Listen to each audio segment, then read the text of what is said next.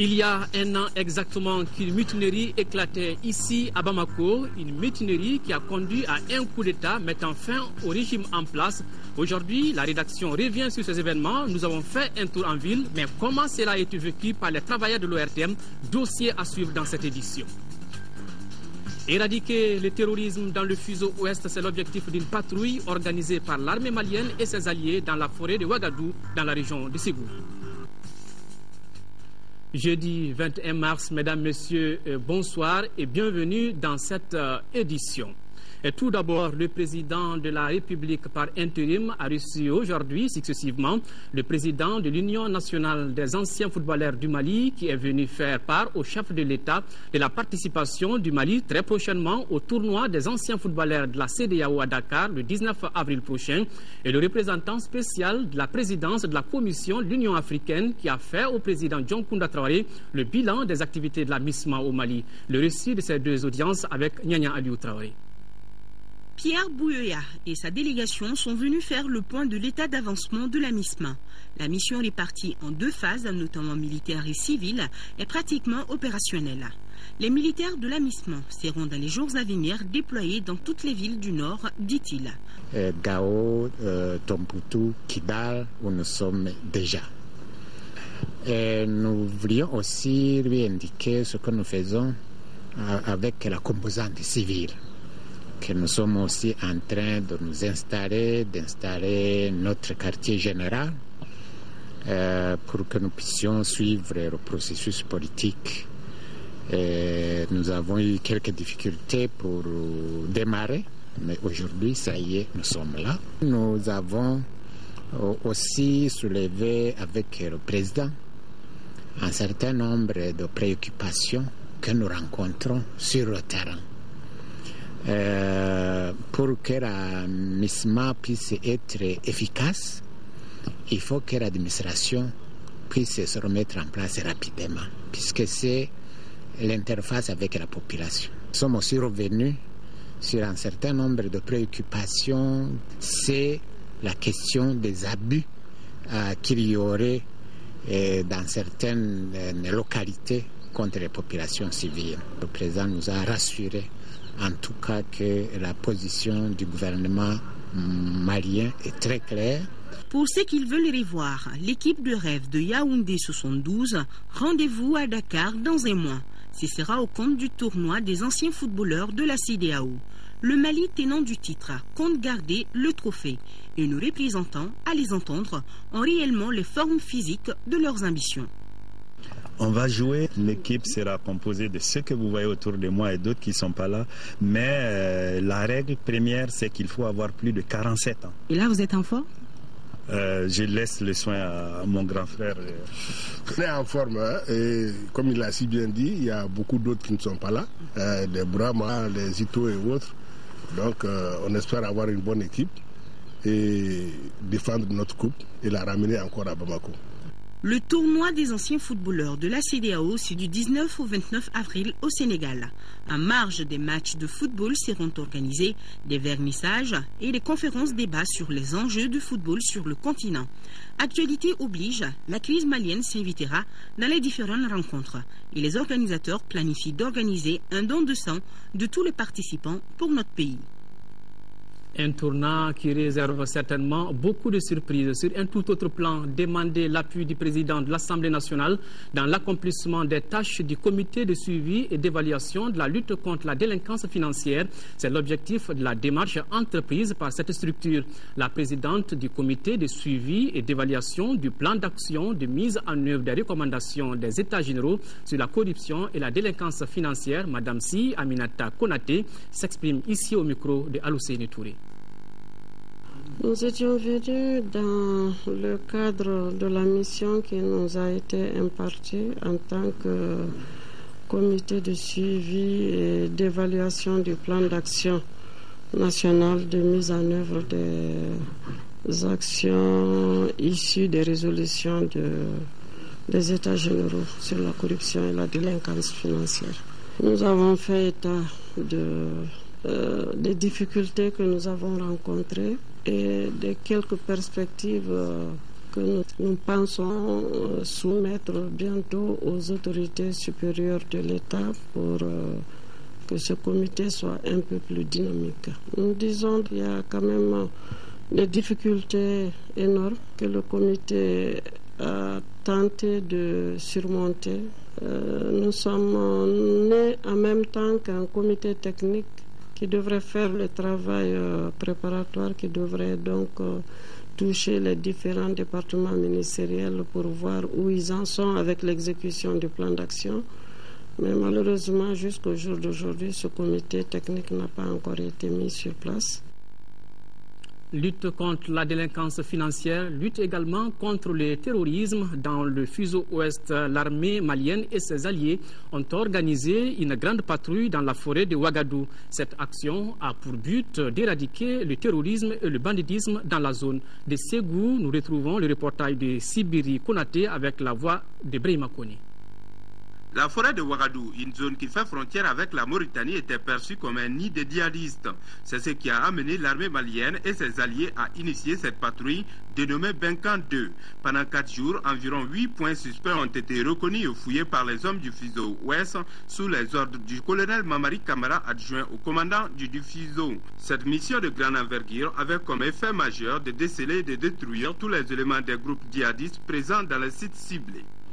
Mon GTA a mené cette mission de la forêt à partir de Farabougou jusqu'au niveau du puits de N7. Donc ça, c'était la première phase de cette reconnaissance qui consistait à aller chercher le renseignement d'ordre tactique ou technique sur le terrain, sur un point ou dans une zone donnée, en engageant éventuellement le combat. Après la reconnaissance du premier point N7, un forage qui, avant sa reconnaissance, était suspecté d'être un point de ravitaillement en eau des groupes djihadistes. Le deuxième cap était le N8 reconnu par la troupe du groupement tactique interarmes numéro 2. J'ai pris le commandement de l'ETIA en direction du puits N8. Le GTIA était composé de l'ETIA 73 et de l'ETIA de Nara. Ainsi, l'ETIA de Nara et de Tombouctou.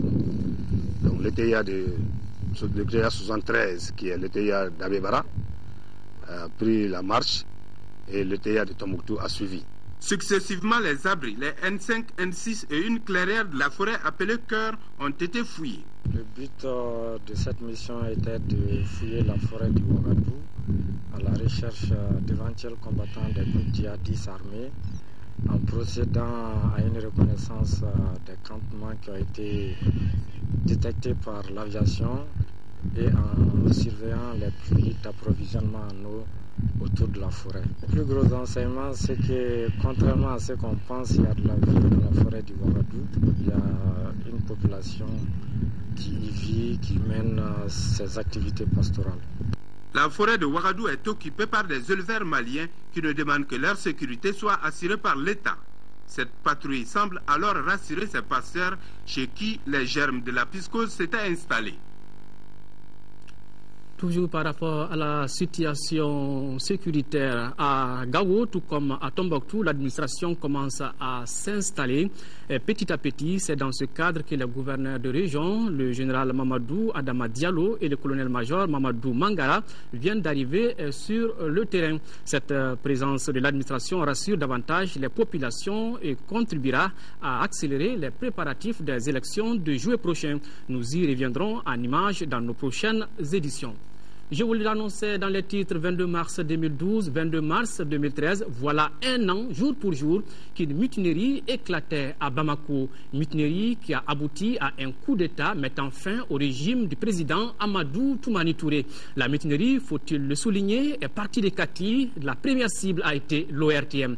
Ici, les travailleurs ne sont pas prêts à oublier ce 21 mars bien mouvementé. Sidiki Dambélé nous fait un bref rappel des événements de cette journée.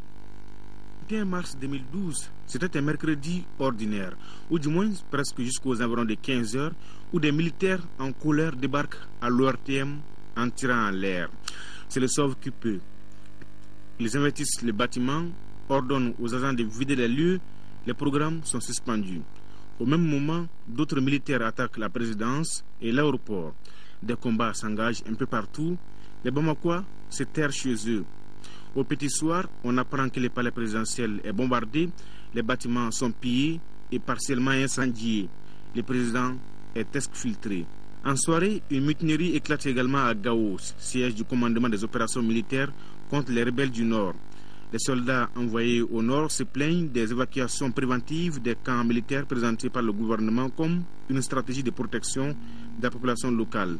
À Bamako, les arrestations se multiplient. Présidents d'institutions, membres du gouvernement, élus municipaux, officiers supérieurs. Les prisonniers sont conduits au camp Sundiata Keita de Kati, devenu le siège du putsch. Le 22 mars, au petit matin, voilà ce que le monde entier découvrait sur les antennes de la télévision nationale. La Constitution est suspendue jusqu'à nouvel ordre. Toutes les institutions de la République sont dissoutes jusqu'à nouvel ordre. Un gouvernement inclusif d'union nationale sera constitué après consultation de toutes les forces vives de la nation. Il précise que le CNRDE prend l'engagement solennel de restituer les pouvoirs à un président démocratiquement élu dès que l'unité nationale et l'intégrité territoriale seront rétablies. Amadou Ayassanogo, chef de la junte, annonce l'instauration d'un couvre-feu à partir du jeudi 22 mars. Les frontières sont fermées. Un an après, beaucoup d'eau aura coulé sous les ponts, mais les observateurs les plus avertis pensent que le bout du tunnel n'est pas encore loin. Tout à fait, Sidiki Dambélé, on l'a dit, cela fait un an que notre pays se trouve dans une crise politico-sécuritaire marquée par le coup d'État militaire et l'occupation des villes du Nord par les terroristes. Ici à Bamako, l'épicentre de la crise politique, les citoyens lambda participent impuissamment aux événements, souvent victimes ou même acteurs de premier plan. Une situation qui a bouleversé le quotidien de pas mal de nos citoyens. Nous sommes allés à la rencontre de certains d'entre eux. Ils nous rappellent certaines dates qui resteront à jamais dans les annales nationales. Ils nous confirment aussi leur espoir pour un Mali plus radieux. Une chose est sûre, c'est que le Mali n'est plus le même depuis les événements du 22 mars 2012. Avec le temps, les citoyens lambda ont aujourd'hui une autre perception de la vie politique et sociale. Le vécu quotidien, il n'y a pas de changement notoire. Nous aimerions bien qu'il y ait un changement, mais tel n'est pas le cas. Le constat, il est réel. Mali a avancé. On dirait que... Le regard que je porte sur le Mali d'aujourd'hui, c'est à peu près un regard de désespoir d'après ce qui s'est passé. Mais parce qu'il y a eu tellement de crises dans ces pays-là depuis le 22 mars passé.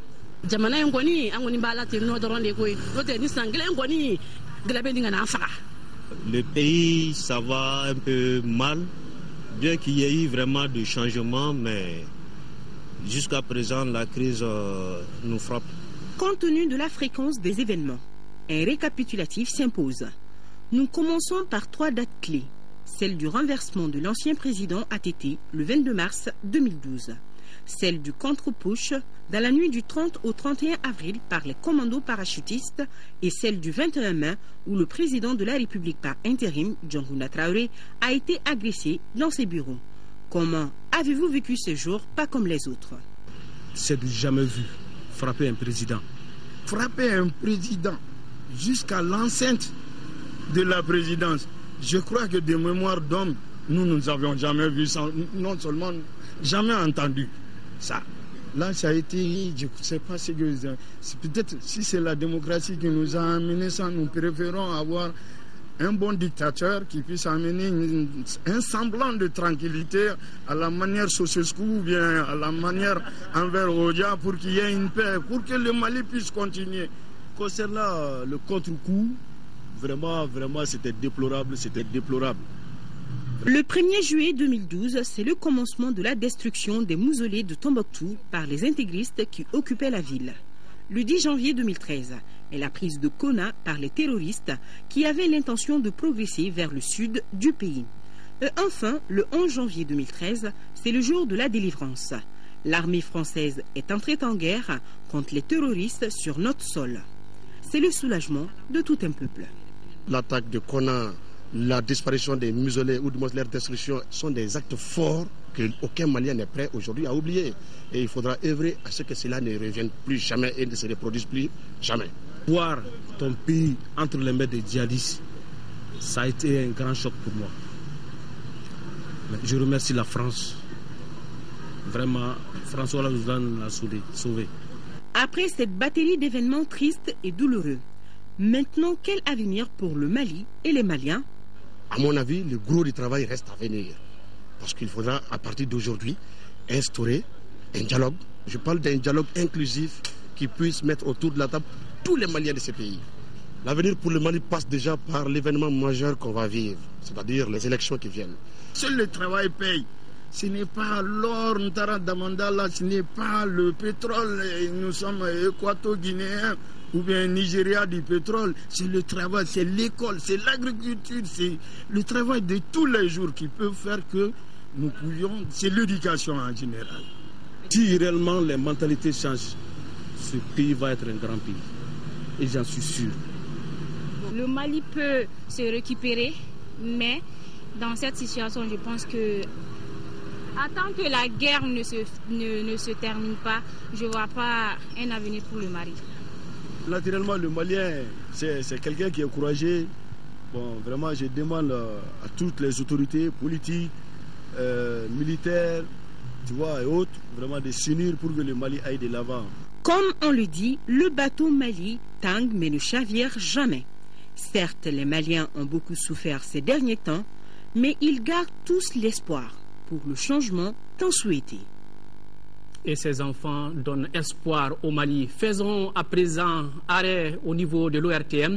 Les mois de mars et avril 2012 restent des moments inoubliables ici à l'ORTM. Les agents ont vécu de réels cauchemars. D'abord le 21 mars, lorsque les porteurs d'uniformes ont attaqué la structure avec des coups de feu en l'air.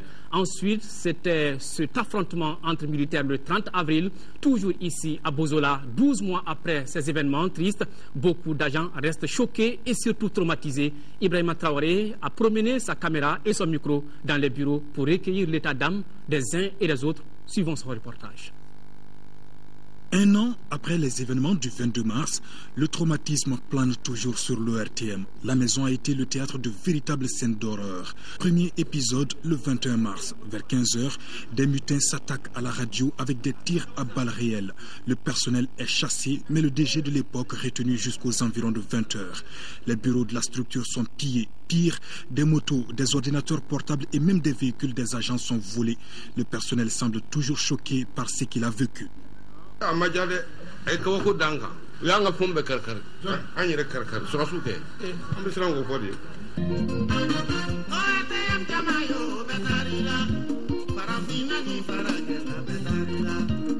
Journal du 22? Oui, c'était le premier journal après le coup. Mais comme on raconte souvent, j'étais pas braquée. J'avais pas d'armes derrière ni devant. J'étais toute seule avec mon caméraman dans le studio. Dieu merci, ça s'est bien passé. C'est vrai que le visage n'était pas celui que les téléspectateurs connaissaient. C'était une situation délicate qui m'a beaucoup affectée et ça se lisait sur mon visage, quoi. Moi, j'étais au programme. Les militaires m'ont informé comme quoi ils vont venir me chercher à la maison pour présenter le journal. Il y avait au moins une dizaine de militaires à l'arrière du véhicule et nous étions dans la cabine. Donc souvent, il y avait des moments de panique, de vraie panique, parce que au moment où le véhicule devait surpasser, par exemple, un gendarme couché, j'entendais les armes grou par derrière. Ça me déstabilisait. Mais on me rassurait au fur et à mesure. Deuxième choc à Bozola, l'attaque des bérets rouges. Une soirée cauchemardesque qui a traumatisé davantage le personnel. Pendant longtemps, l'enceinte de la radio avait l'allure d'un camp militaire. Certains soldats sont toujours présents avec leurs armes et un BTR-60 qui reste positionné juste derrière la radio. Quelques accès de la structure sont fermés tous les jours vers 18h pour des raisons de sécurité. Bref, à l'ORTM, l'atmosphère du travail n'est pas encore très détendue. 12 mois après, beaucoup se rappellent encore ces moments fous. J'ai fui pour rentrer dans les kiosques. On était 5 dans les kiosques, plus le propriétaire du kiosque. Mais malheureusement, lui et une dame, ils sont décédés. Ce que moi j'ai toujours dans ma tête, directement quand je venais, J'étais devant le couloir et il y a un monsieur qui était avec un fusil comme ça, braqué sur moi. Il m'a dit reculez. Moi j'ai dit mais non, j'ai mon sac là-dedans. Reculez ou je tire. Le militaire avec son arme s'est arrêté. Il a dit ah bon, vous n'avez pas entendu? Ou alors vous voulez nous désobéir? Et comme ça, il a chargé son arme. Non, il ne fallait pas être là-bas. On est sorti, on dirait, c'est pas, tout le monde voulait sortir en même temps. Et je garde toujours ce souvenir. Ce soir-là, je préparais mon journal comme d'habitude. Et tout d'un coup, on a entendu des coups de feu. Et à partir de là, il y a eu une coupure d'électricité. Et donc, nous avons eu des amis qui nous ont appelés pour nous demander de nous mettre à l'abri, notamment sous les tables. Donc, j'étais avec 5 de mes collègues. On s'est carrément couchés sous les tables pour nous protéger donc, des coups de feu. Vraiment, c'était très, très, très stressant. Ça me reste en tête. On avait peur qu'un obus rentre par cette fenêtre, par exemple. Et ce jour-là, on a frôlé la mort. Honnêtement, on a téléphoné à nos parents pour leur dire est-ce qu'on va rentrer à la maison? L'ambiance n'est plus la même qu'auparavant, qu'avant le 22 mars évidemment, parce que là il y a beaucoup qui ont pris peur, qui ne restent plus comme d'habitude, parce qu'avant, ici on passait plus de temps ici qu'à la maison. Le syndicat de l'ORTM assiste impuissamment à tout ce qui se passe. Jusque-là, il n'a posé aucun acte concret pour défendre ou rassurer les agents. Pour nous, ce n'est pas une peine perdue. C'est que certains, un jour ou l'autre viendra où l'ORTM sera carrément libre de cette emprise. 2012 aura été une année sombre et pleine d'enseignements pour les travailleurs de l'ORTM. Les uns et les autres se remettent progressivement du choc vécu et attendent dans la foulée que justice soit bien rendue. Voilà, ce que le reporter Ibrahima Traoré n'a pas dit, c'est que lui, il était cloîtré dans une salle de montage. Malgré tout, l'ORTM reste debout. Voilà, d'autres sujets demain dans nos éditions de 20h avec d'autres aspects de la question. Autre sujet pour célébrer le premier anniversaire du coup d'État, toujours le même sujet, du 22 mars, le mouvement populaire MP22 a animé ce matin au siège de la Radio Caïra une conférence de presse pour informer les journalistes sur les enjeux que vit le Mali, les soubresauts politiques qui avaient retardé la libération des régions du Nord et enfin les élections présidentielles prévues en juillet. Autant de questions que se pose le Malien lambda. Compte rendu, Mahamadou Doumbia. Animée pour célébrer le premier anniversaire du coup d'État du 22 mars 2012, cette conférence de presse a permis aux membres du mouvement populaire du 22 mars de se rappeler les circonstances du coup d'État du 22 mars, de parler des objectifs de ce mouvement basé essentiellement sur les problèmes des régions du nord du Mali, leur libération et le retour de la paix sur l'étendue de notre territoire. La crise au sein de l'armée est une préoccupation unanime qui requiert justement la tenue des concertations nationales pour statuer souverainement sur tous les problèmes de la crise malienne et non recourir aux expédients et faux fuyants. Après un an de soubresauts politico-militaires, beaucoup reste à faire. Après l'intervention de la France, la libération entière des régions du Nord, l'envoi des militaires maliens est vivement souhaité à Kidal. Et le MNLA doit être combattu. Pour les prochaines élections fixées en juillet prochain, le MP22 souhaite que cette date soit respectée et que des garde-fous soient érigés pour éviter la fraude. Pour ce qui concerne donc ma propre candidature, je suis investi par mon parti qui n'est pas revenu sur cette investiture. Nous travaillons comme si les élections c'est demain. Pour renforcer la liberté de la presse, le MP22 souhaite que le journaliste Boucar Dao soit libéré. Activité politique toujours, l'Union pour la République et la démocratie s'agrandit. Le parti de la poignée de main a accueilli de nouveaux militants. 178 responsables d'autres partis ont porté donc leur choix sur ce parti pour, dit-il, les valeurs démocratiques qu'il incarne. La cérémonie d'adhésion a eu lieu hier. Reportage Modibo Mariko. De la poignée de main, après un accueil des plus fraternels, le cercle du parti URD s'agrandit, ainsi de nouveaux militants venus d'autres partis. Au total, 178 responsables, dont 2 députés, 54 conseillers municipaux, 27 membres du comité central et 95 membres du bureau de coordination. Des militants qui justifient leur choix de l'URD par le partage des valeurs démocratiques. Le choix a été porté sur l'URD pour les raisons suivantes, entre autres.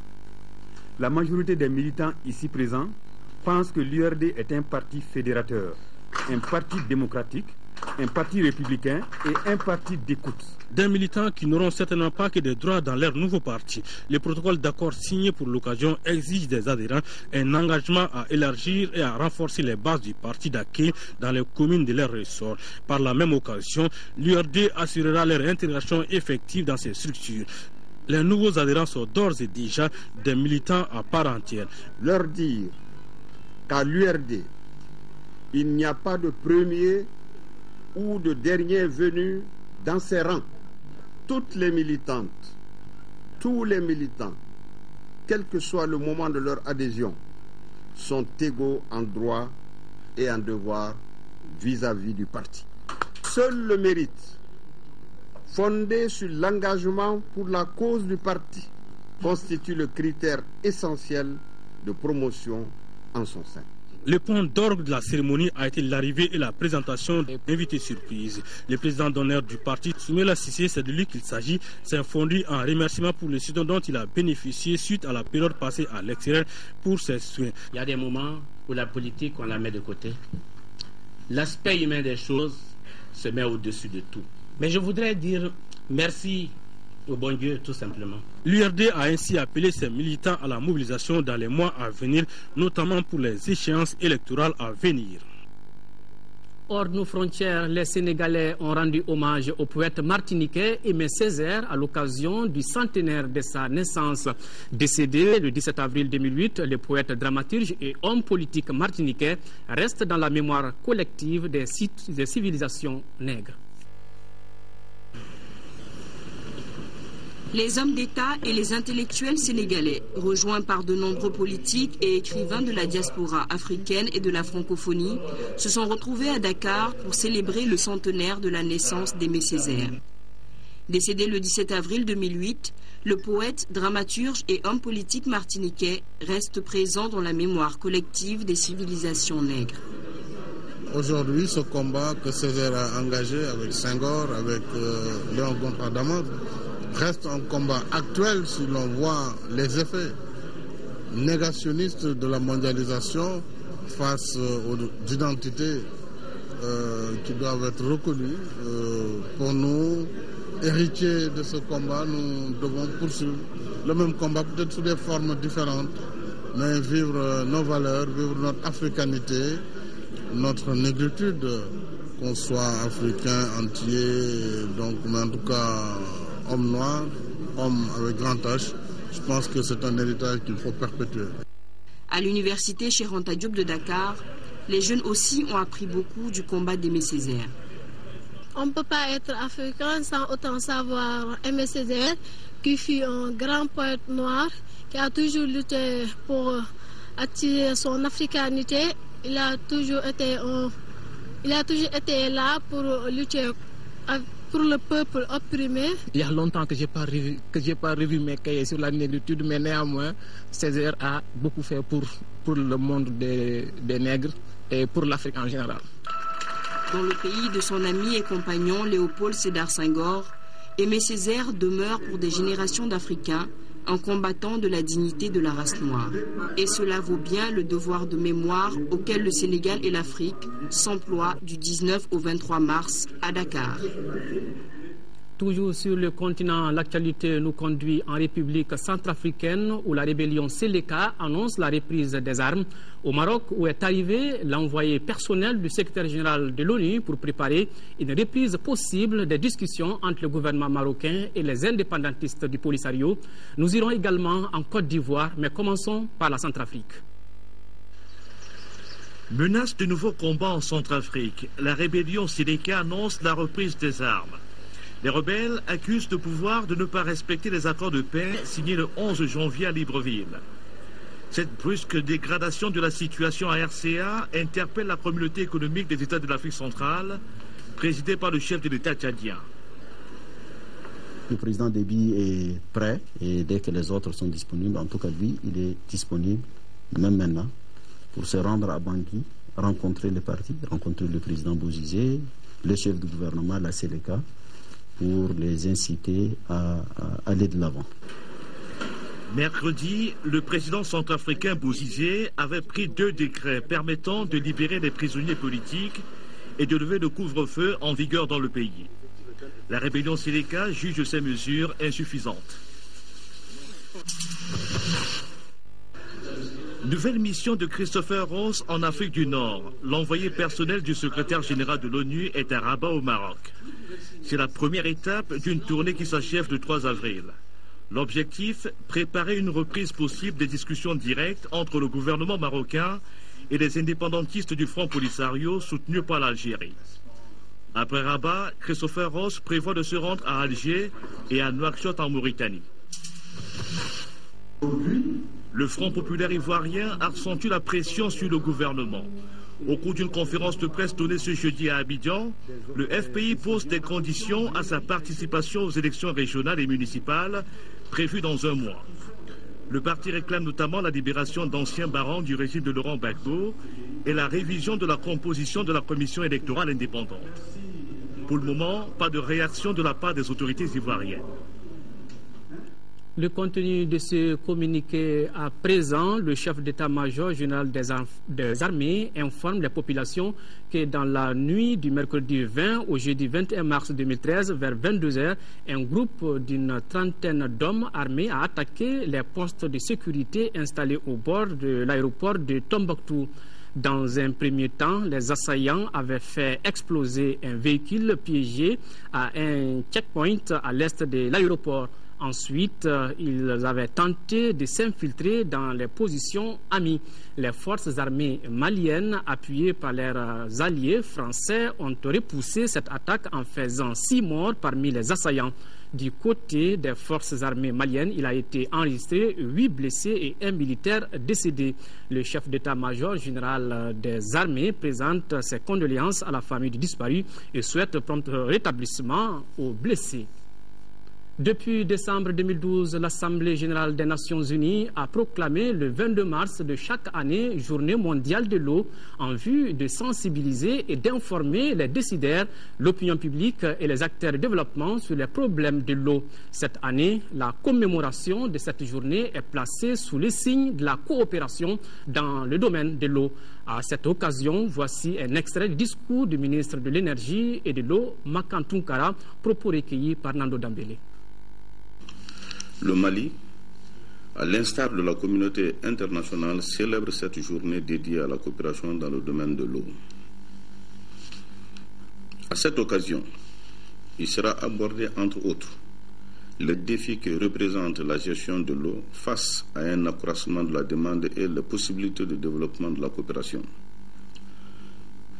L'amélioration des conditions de vie de l'ensemble de nos populations à travers leur accès à l'eau a toujours été au cœur des préoccupations du gouvernement. Le Mali, où la gestion de l'eau constitue un défi majeur, dispose d'importantes ressources en eau, mais paradoxalement souffre de déficits chroniques en raison de l'inégale répartition des précipitations et des écoulements dans le temps et dans l'espace, la faible mobilisation des ressources potentielles et la mauvaise gestion des ressources existantes.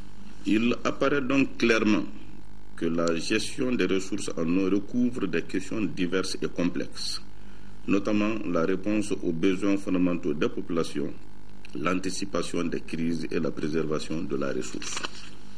L'absence ou l'insuffisance d'eau potable, les difficultés d'accès à l'hygiène et la rareté des services d'assainissement entraînent des problèmes de santé de la population.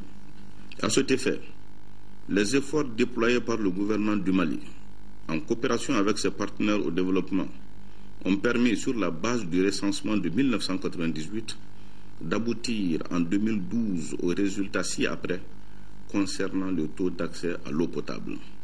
73,6% en milieu rural, 82,2% en milieu urbain et semi-urbain et 76,1% au niveau national.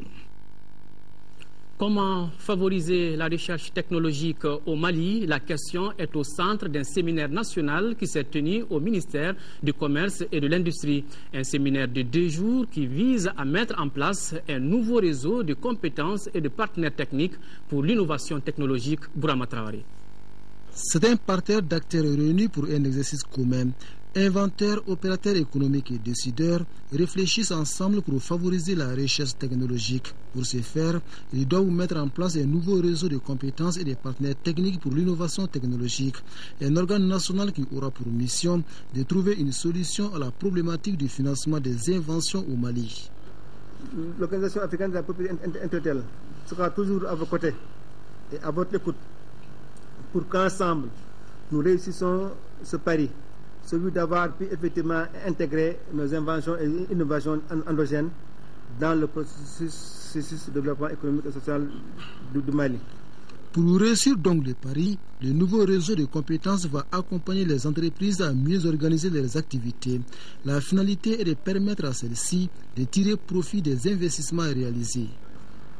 L'innovation technologique en tant que processus conduisant à la création de produits nouveaux ou la réduction de coûts de production des produits existants est devenue un élément clé de la compétitivité et de la croissance économique. Elle constitue un vivier d'opportunités pour la création de nombreuses micro, petites et moyennes industries, y compris des entreprises artisanales mieux adaptées à l'environnement national et sous-régional. Autant d'opportunités qui sont à l'origine du partenariat dynamique entre le département en charge de l'industrie et l'Organisation africaine de la propriété intellectuelle, deux structures décidées à cheminer ensemble pour promouvoir davantage l'innovation technologique.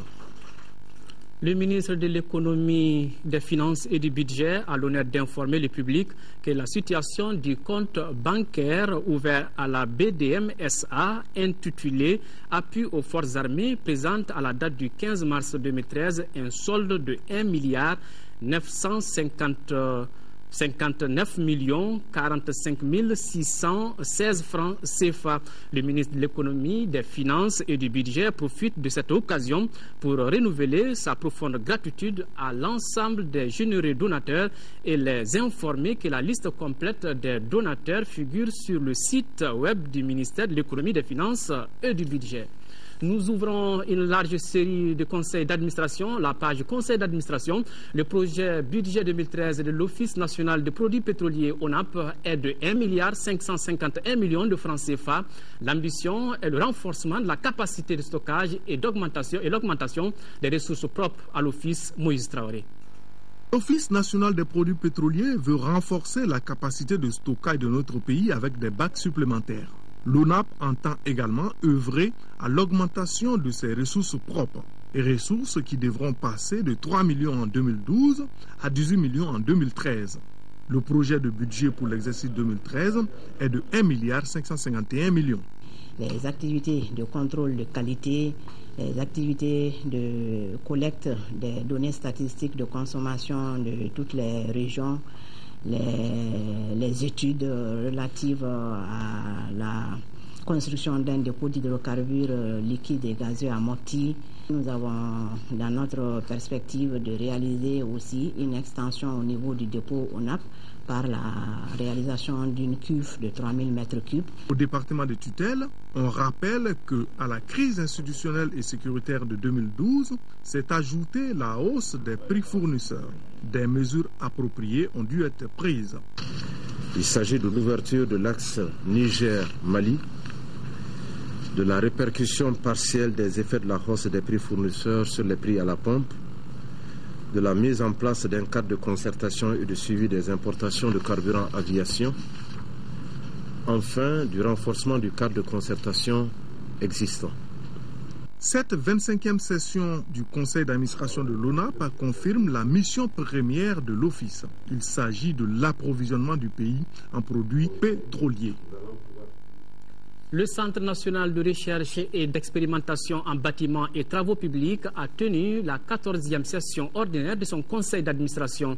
Les administrateurs, après examen des activités menées courant 2012, ont élaboré le programme d'activité 2013. À propos du projet budgétaire 2013, il reste sensiblement le même par rapport à l'année écoulée, un budget qui s'élève à près de 900 millions de francs CFA. Garibou Pérou.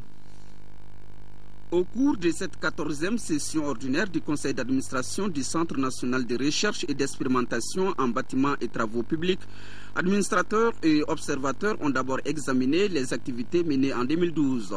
Ils ont ensuite élaboré le programme et le projet budgétaire 2013 estimé à 900 millions de francs CFA. Un budget sensiblement égal à celui de l'année écoulée. En dehors de sa vocation première qui est la recherche, les administrateurs ont inscrit dans leur programme un contrôle efficace et un suivi du patrimoine du génie civil au Mali. L'instauration d'une taxe ou d'une redevance pour la certification à l'importation des matériaux de construction au Mali, fer, ciment, plâtre, bois, etc. L'auscultation régulière des ouvrages d'art sur le réseau routier et certains ouvrages exceptionnels comme les barrages. La présente session, essentiellement budgétaire, se tient dans un contexte particulier qui nécessite une optimisation des ressources du centre, aussi bien humaines que matérielles, pour une meilleure exécution des missions. Si l'année 2012 s'est caractérisée par l'arrêt de grands projets routiers à cause du contexte institutionnel et sécuritaire selon le directeur général, le centre qui dispose déjà des potentialités se propose plusieurs activités. Il s'agit des activités liées à la recherche, au contrôle et à la surveillance des travaux des routes Banamba-Touba, Massina Diafrabe Tenenkou, Manantali Maïna, Bamako Ségou et les deux ponts de Baflabé. En mémoire, le ministère de l'économie et des finances et le Centre national ont signé le contrat plan État qui s'étend sur la période 2012-2014 pour un montant total de plus de 4 milliards de francs CFA. D'un conseil à l'autre, l'Institut national de formation en équipement et en transport a tenu ce matin la 13e session de son conseil de gestion. Au cours de la rencontre, les administrateurs ont adopté le procès-verbal et les recommandations issues de la 12e session. Moussa Fani.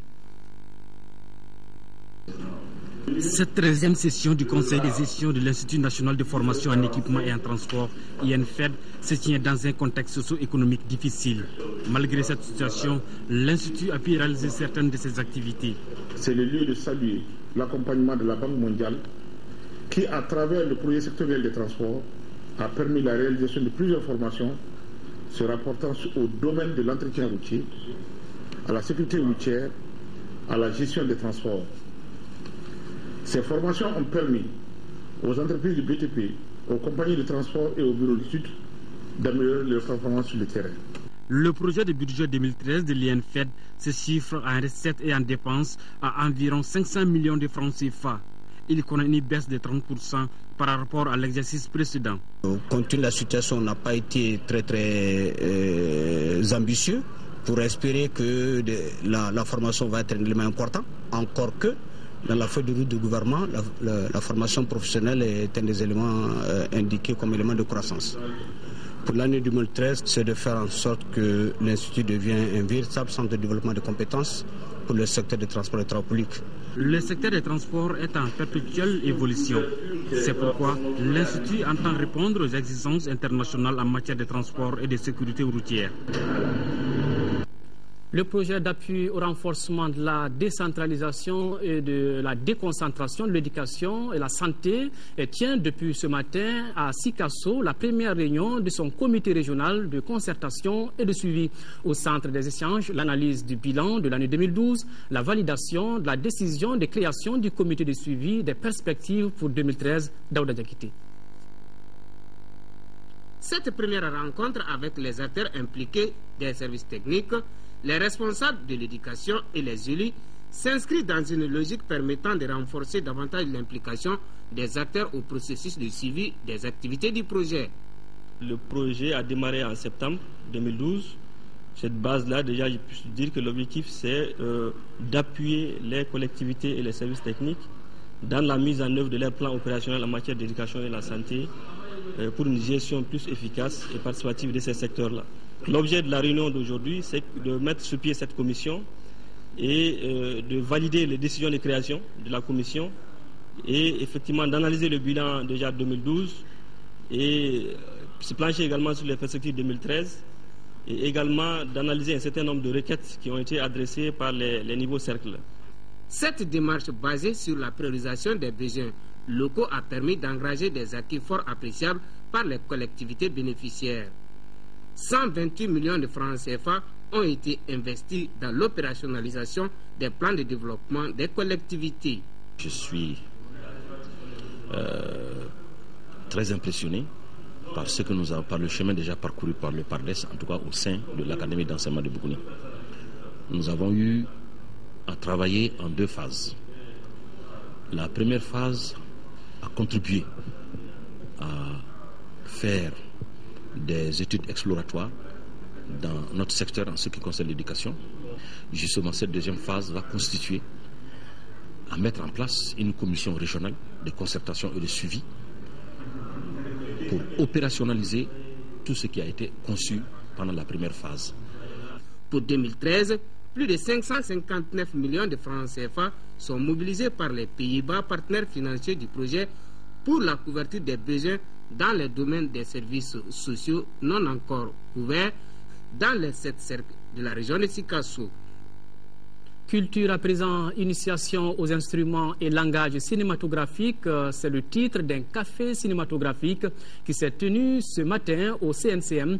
L'objectif de cette activité est de familiariser les membres du conseil d'administration de la structure au langage du 7e art à travers ses différentes facettes. Compte rendu, Modibo Soirée.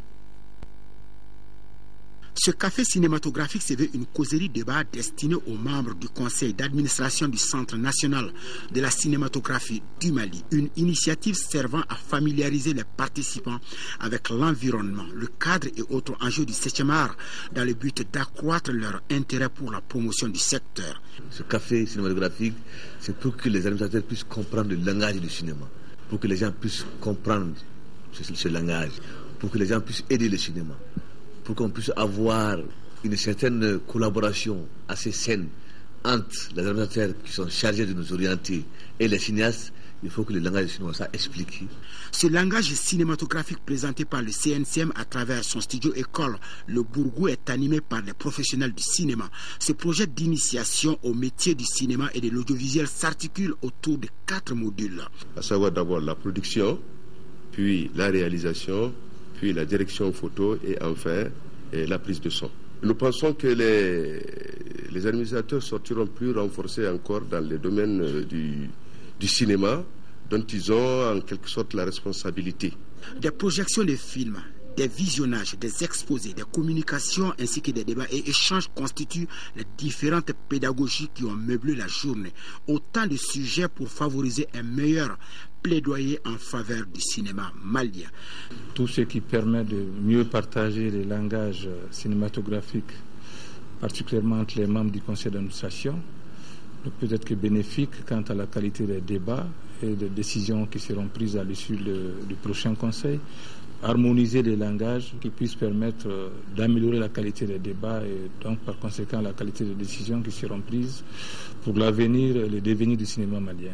À l'ouverture de la session, l'assistance a eu droit à la projection du making-of de 26 minutes du film long-métrage intitulé Damonson.